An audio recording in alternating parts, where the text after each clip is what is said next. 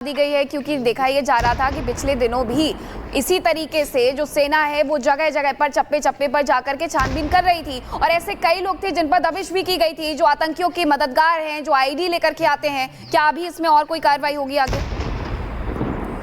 जी हाँ, इसमें भी आगे भी कार्रवाई जो है वो होनी है, क्योंकि इससे पहले ही हमने देखा किस तरह से कश्मीर घाटी के अलग अलग हिस्सों में कोऑर्डिनेट सर्च ऑपरेशंस चलाए जा रहे थे। हालांकि इसके साथ साथ ही हमने देखा लास्ट कई मंथ की अगर हम बात करें, एक्टिविटर्स को भी जो है अरेस्ट किया सुरक्षा एजेंसीज के साथ साथ। उसके साथ साथ टेररिस्ट की अगर हम बात करें, उनको भी सुरक्षा एजेंसीज ने अरेस्ट किया और काफी मात्रा में उनसे जो है गोला बारूद भी जो है रिकवर हुआ है।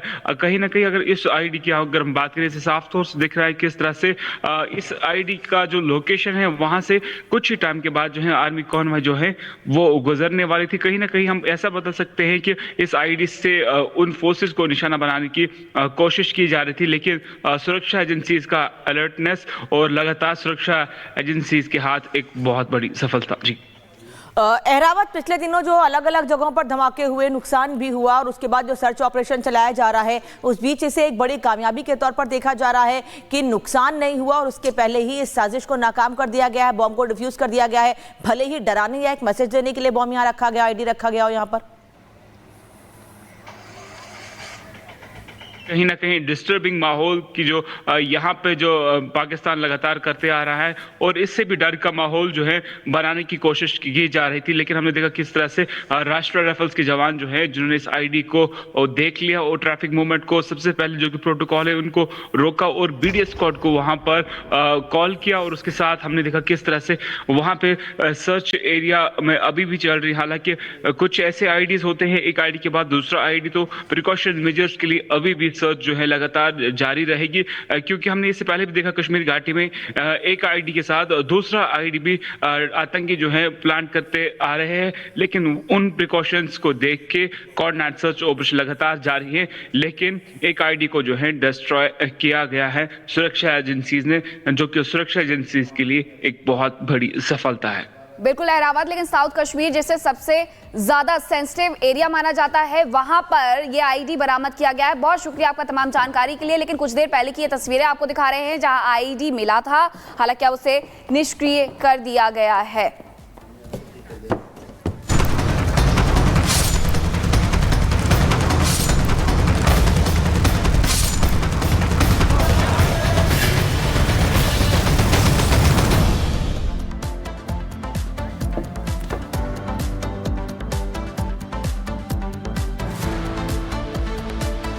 और किसान आंदोलन से जुड़ी बड़ी खबर आपको बता दें, दरअसल आज सुप्रीम कोर्ट में किसानों को लेकर सुनवाई होनी है। कई याचिकाएं लगाई गई हैं, उनमें एक याचिका ये भी लगाई गई है कि शंभू बॉर्डर से किसानों को हटाया जाए, क्योंकि लगातार लोगों को परेशानियों का सामना करना पड़ रहा है इस वजह से, और इसीलिए किसानों को शंभू बॉर्डर से हटाने की गुहार लगाई गई है।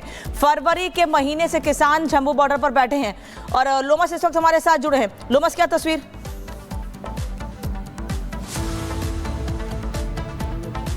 बिल्कुल, आपको जानकारी दे दूं कि मैं अभी शंभू बॉर्डर पे मौजूद हूं। आपने एक तस्वीर कल की देखी थी जब किसानों का 101 का जत्था दिल्ली की तरफ कूच करने के लिए आगे बढ़ा था। हालांकि हरियाणा पुलिस के द्वारा उनको रोका गया।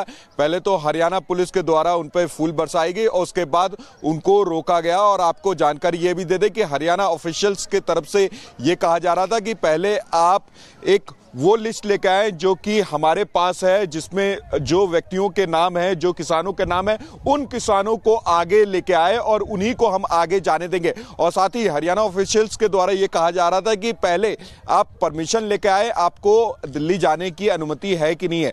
लेकिन दूसरी तरफ आप देख सकते हैं सुप्रीम कोर्ट में एक याचिका ये भी दाखिल की गई है कि लोगों को इस सड़क से, इस हाईवे से काफ़ी आने जाने में परेशानी हो रही है, क्योंकि ये हाईवे पूरी तरीके से किसानों ने रोक रखी है।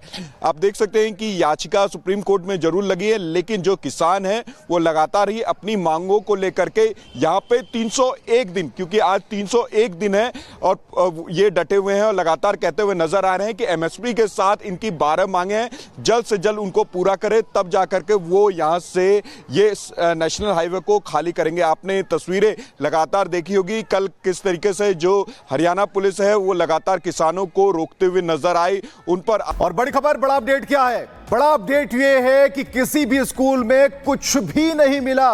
बम मिलने की बात पुलिस कह रही है कि ये अफवाह है और फर्जी है। तो बड़ी खबर हम आपको बता रहे हैं, इस वक्त दिल्ली स्कूल बम की धमकी मामले में जो बड़ा और नया अपडेट है, जिसमें 40 स्कूलों को बम से उड़ाने की धमकी मिली थी, अब पुलिस की तरफ से बयान आ गया है और यह बयान आया है कि ये जो आवाज उठ रही थी कि बम मिलने की कुछ बात है, ये फर्जी है और धमकी वाले किसी भी स्कूल में कुछ भी संदिग्ध नहीं मिला।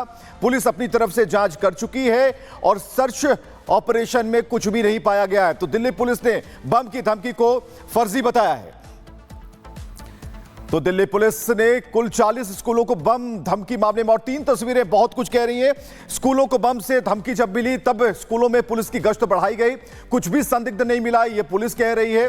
और ईमेल भेजने वाले की जांच हो रही है कि एक साथ 40 स्कूलों में बम की देने वाला कौन है।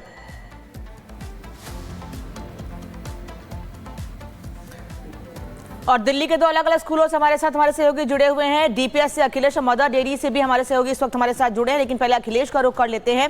अखिलेश, स्कूल के प्रबंधन से आपकी बातचीत हो पाई है, वो क्या कह रहे हैं, आगे इसको लेकर क्या एहतियात बरते जाएंगे और अभी कुछ मिला?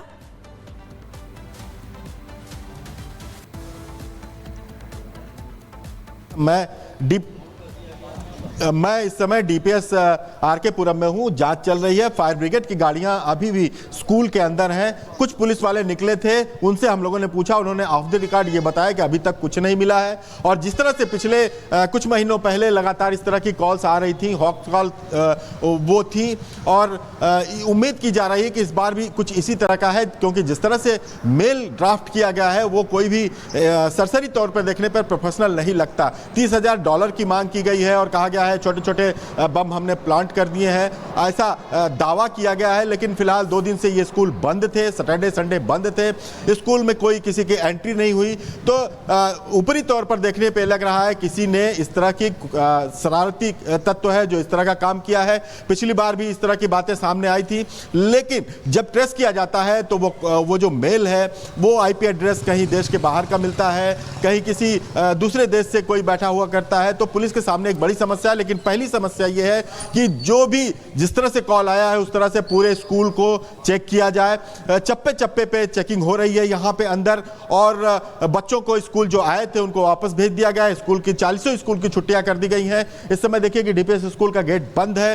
सिक्योरिटी गार्ड जो है वो किसी को अंदर नहीं जाने दे रहे हैं। सिर्फ पुलिस की टीम है और फायर ब्रिगेड की टीम है जो यहाँ पे पूरी जांच कर रही है। चप्पे चप्पे पे छानबीन इसकी की जा रही है और अभी तक ये पता है कि कुछ नहीं मिला है, और ऐसा उम्मीद भी किया जा रहा है कि आगे कुछ नहीं मिलेगा, क्योंकि इस तरह के तमाम कॉल्स पहले आ चुके हैं। लेकिन बिल्कुल सवाल वही अखिलेश की, जब पहले भी इस तरीके के कॉल्स आए हैं तो उसके साथ पुलिस ने छानबीन तब भी की थी, डीपीएस को तब भी धमकी मिली थी। हालांकि इस बार लोकेशन अलग है, लेकिन डीपीएस को एक बार फिर से धमकी मिली है।